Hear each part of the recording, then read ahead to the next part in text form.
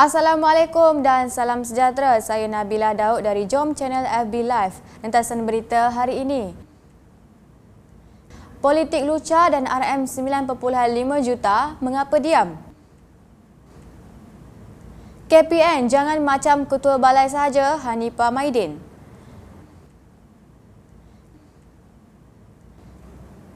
MCA tidak menyokong bila UMNO kantoi berbohong.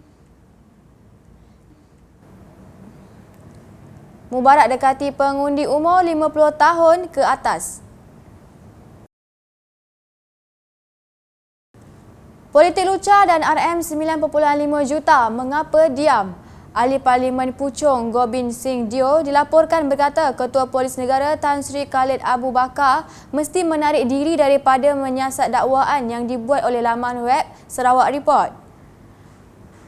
Seranan itu dibuat ekoran pengesahan Khalid bahawa suspek utama berhubung kes menerima rasuah bagi melindungi pusat judi haram dan rumah urut di sekitar Melaka adalah kenalannya.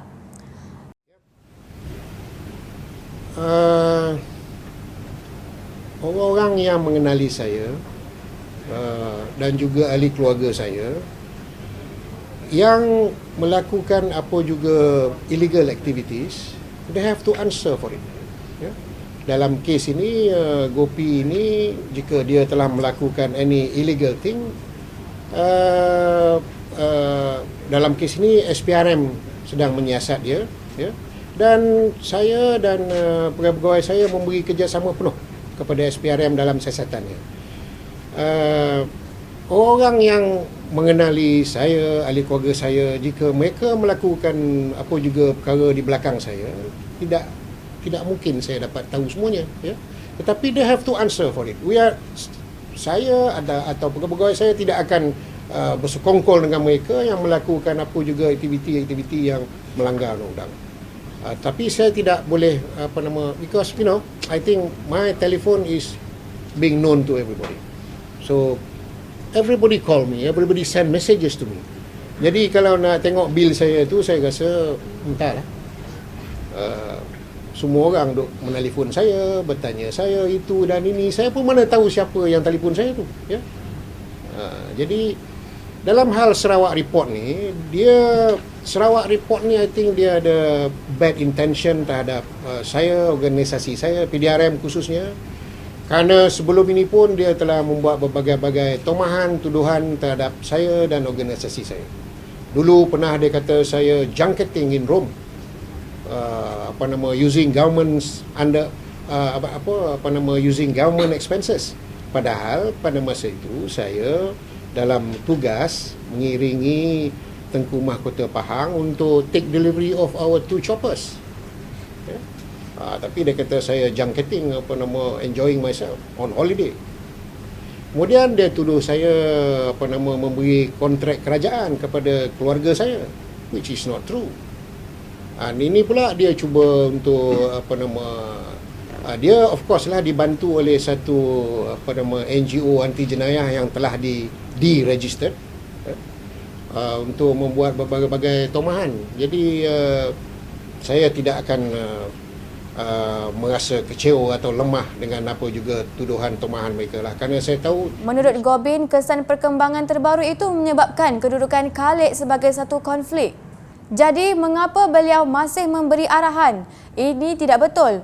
Beliau tidak harus melibatkan dirinya dalam siasatan RM 9.5 juta atau dalam sebarang perkara lain yang membabitkan Sarawak Report atau Claire Rowcastle Brown, katanya dalam satu kenyataan di Petik Malaysia Kini. Terdahulu, portal Whistleblower Sarawak Report mendakwa Perdana Menteri Datuk Seri Najib Razak membayar RM 9.5 juta kepada Peguam Terkemuka Tan Sri Muhammad Syafiee Abdullah melalui akaun peribadinya yang disalurkan dari dana SRC International. Menurut Gobin, sama ada laporan berkenaan benar atau sekadar khabar angin tidak boleh ditentukan oleh Khalid. Ia sepatutnya adalah keputusan yang perlu dibuat oleh pendakwa raya dan kemudiannya oleh mahkamah selepas proses siasatan selesai, katanya. Beberapa pemimpin Pakatan Harapan dan Claire Newcastle Brown sendiri dilaporkan berpendapat bukan sesuatu yang sukar bagi polis untuk mengesahkan dakwaan tersebut dengan mendapatkan dokumen yang diperlukan dan penyata bank. Claire diberikan menolak pelawaan ke Malaysia untuk memberi maklumat kerana Khalid enggan menawarkan laluan selamat. Ahli Parlimen Ipoh Barat M. Kulasegaran berkata pasukan polis dengan kekuatan lebih 100,000 harus berupaya menjamin keselamatannya, Claire Newcastle Brown. Ahli politik DAP itu berkata perkembangan ini menunjukkan dapatan Sarawak Report semakin berwibawa. Ahli Parlimen Batu Tian Chua pula berkata kenyataan Khalid itu boleh dianggap seperti ancaman berpihak dan cuba mengawal maklumat yang didedahkan.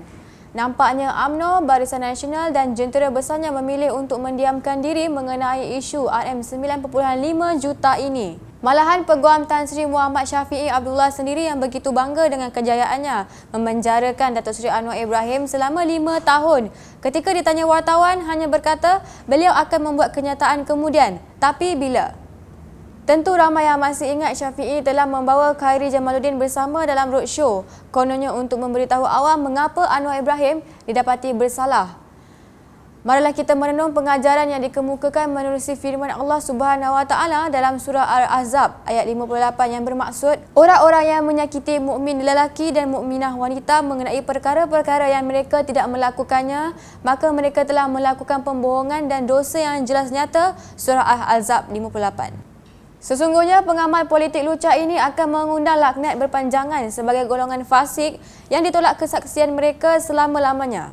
Ekoran isu RM9.5 juta yang tidak terjawab ini, jom channel mengajak penonton segarkan politik Malaysia menjelang pilihan raya umum ke-14 ini dengan penampilan politik sihat melalui hujah-hujah yang rasional demi memenuhi tuntutan asasi rakyat. KPN jangan macam Ketua Balai Sahaja Hanifah Maidin. AJK tertinggi Parti Amanah Negara Hanifah Maidin menempelak seorang menteri yang menyuruh rakyat supaya jangan percaya kepada Sarawak Report.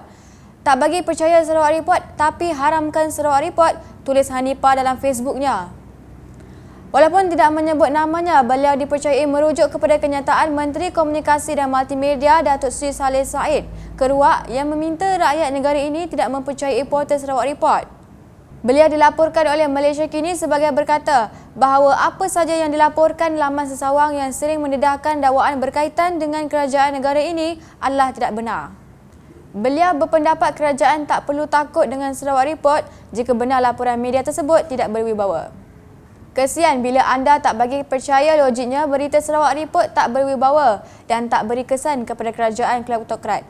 Maka kerajaan kleptokrat tak perlu takut dengan Sarawak Report. Bila tak takut, maka tak ada keperluan untuk kerajaan kleptokrat nak haramkan Sarawak Report melalui Suruhanjaya Multimedia.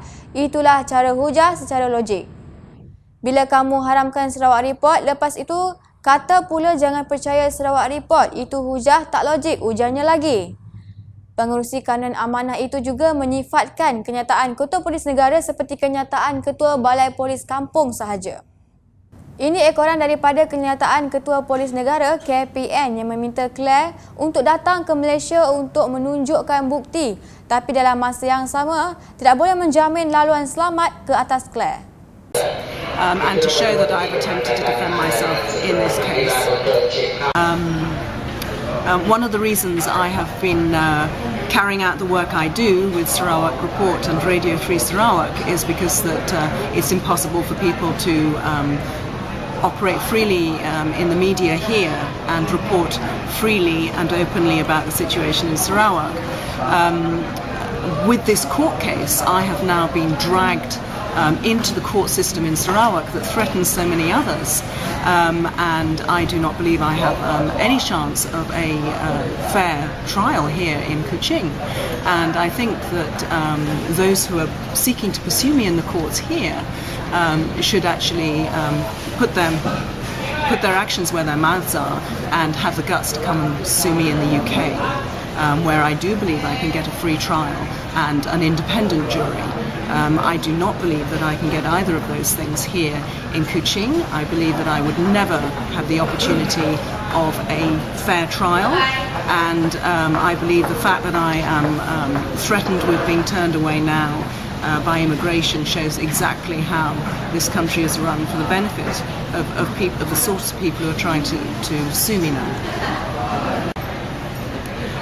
I'm extremely concerned, given that my so-called offence, which I fully deny was carried out in the UK, that these powerful people in the Sarawak establishment, so-called untouchable political members of the Sarawak establishment, are trying to abuse the judicial process by suing me here, where I am not even allowed to enter, and then bringing any judgment, any out-of-jurisdiction judgment against me to be enforced against me back in the UK.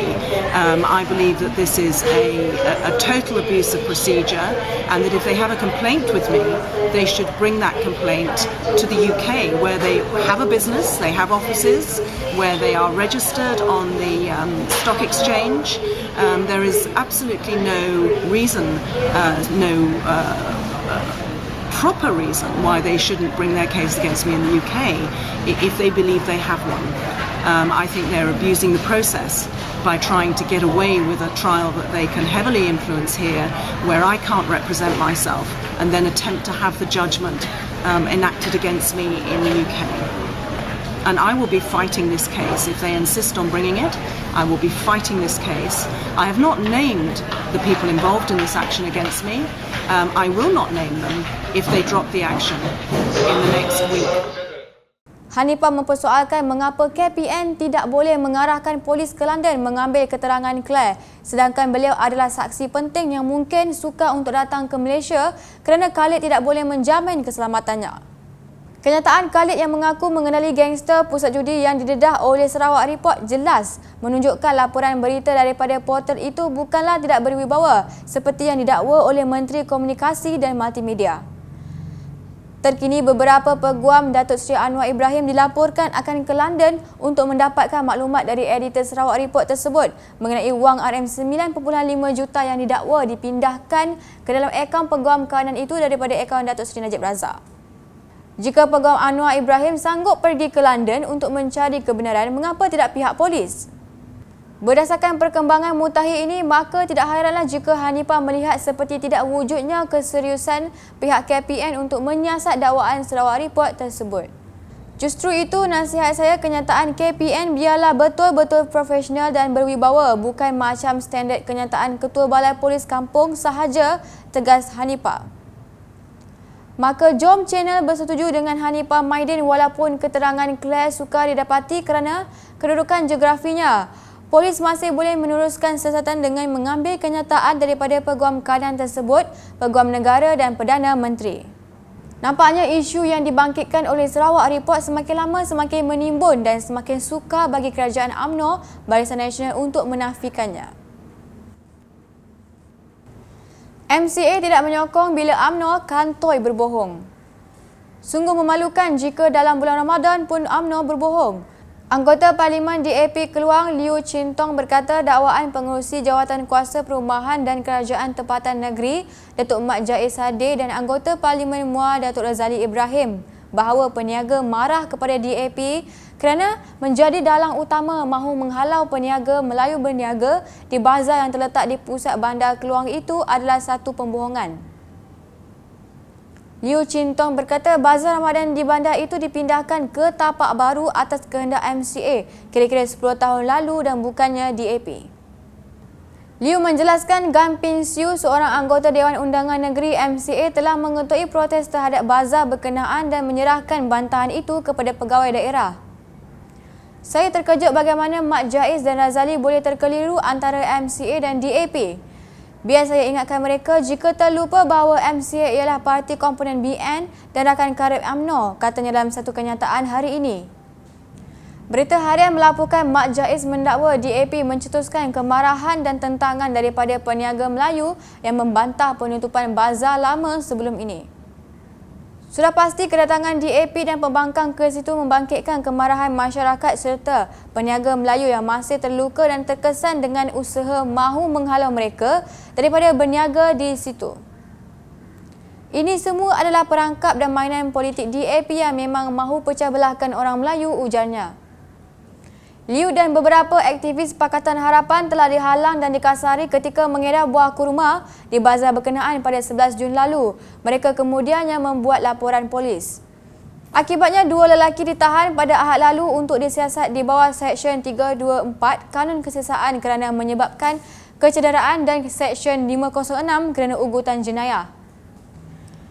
Ekoran daripada kenyataan Liu, pengerusi MCA bahagian Keluang, Gan Ping Siu yang juga bekas ahli Dewan Undangan Negeri Mengkibol mengaku bahawa adalah menjadi tugasnya sebagai wakil rakyat untuk menyuarakan kebimbangan peniaga berhubung kesesuaian lokasi bazar Ramadan itu dan mencari alternatif lain pada tahun 2007.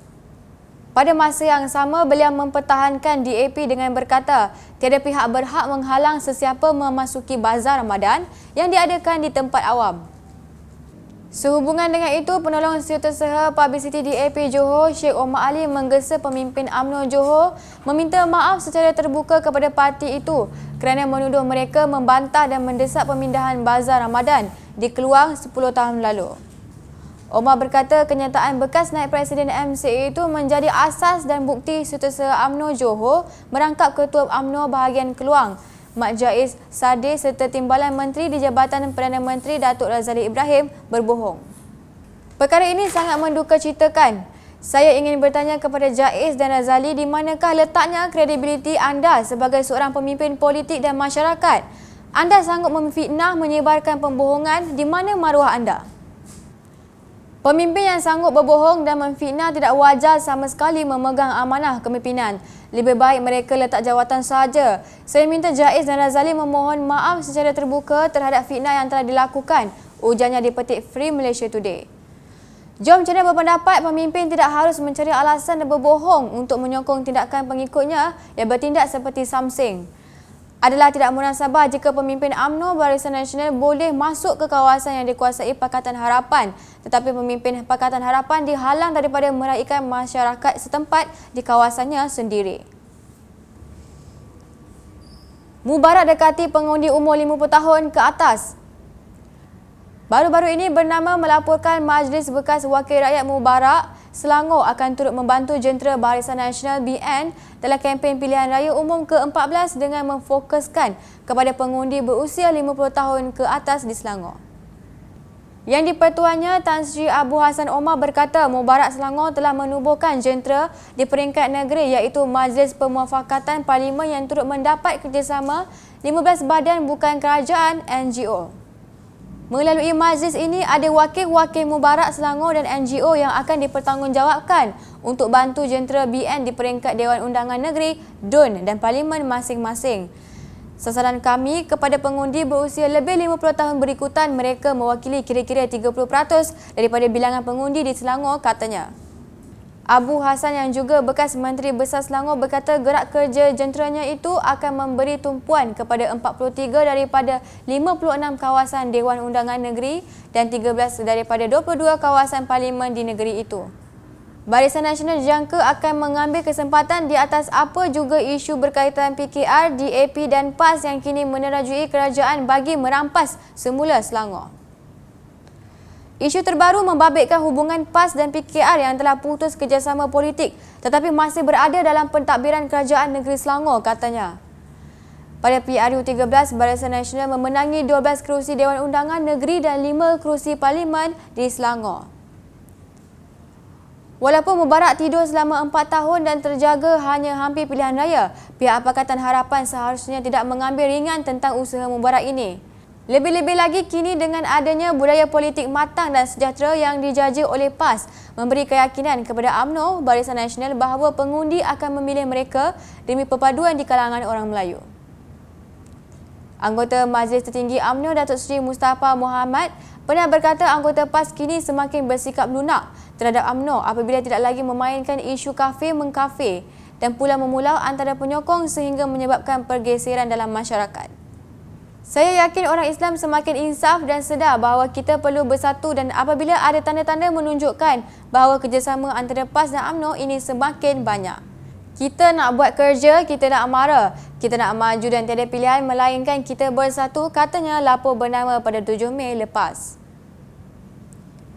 Terdahulu PAS menyatakan kesediaannya untuk menawan Selangor pada pilihan raya umum ke-14 akan datang apabila ia mengumumkan mahu meletakkan calon di 45 kerusi Dewan Undangan Negeri dan 15 kerusi Parlimen. UMNO sudah tentu tidak akan memberi kemenangan mudah kepada PAS walaupun mereka dilihat tidak menyerang PAS lagi. Sikap kebencian pemimpin PAS terhadap Amanah dan DAP akan terus dieksploitasi oleh UMNO bagi mengukuhkan kedudukan parti itu di Selangor. Ini kerana yang kafir bukan UMNO lagi.